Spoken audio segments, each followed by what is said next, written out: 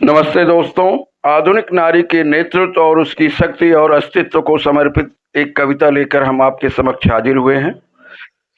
इनमें उसके पारंपरिक मूल्यों और आधुनिक दृष्टिकोण के अद्भुत संगम को दर्शाया गया है।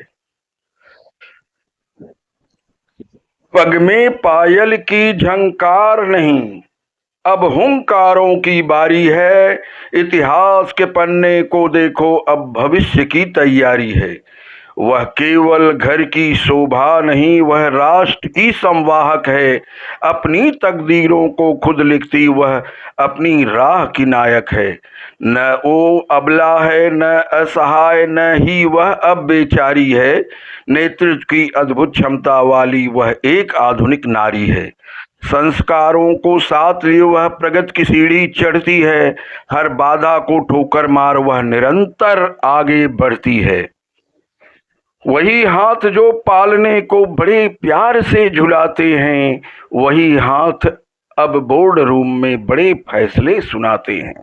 घर की चौखट संभाली जिसने, अब वो तंत्र चलाती है। जटिल समस्याओं को हल वो पल भर में लाती है। उसकी दृष्टि में स्पष्टता है, उसके निर्णयों में धार है। सहज भाव और अनुशासन का वह जीवंत आधार है।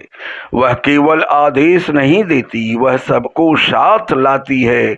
अपनी टीम के हर सदस्य में वह आत्मविश्वास जगाती है। चाहे रण का मैदान हो वो या हो विज्ञान की प्रयोगशाला, उसके भीतर जल रहा है ज्ञान और साहस की ज्वाला। गगन चीर कर अंतरिक्ष तक उसने परचम लहराया है। प्रशासन हो या राजनीति, अपना लोहा मनवाया है। खेल के मैदानों से लेकर व्यापार की बारीकियों तक उसका स्वर गूंज रहा है, अब दुनिया की गहराइयों तक।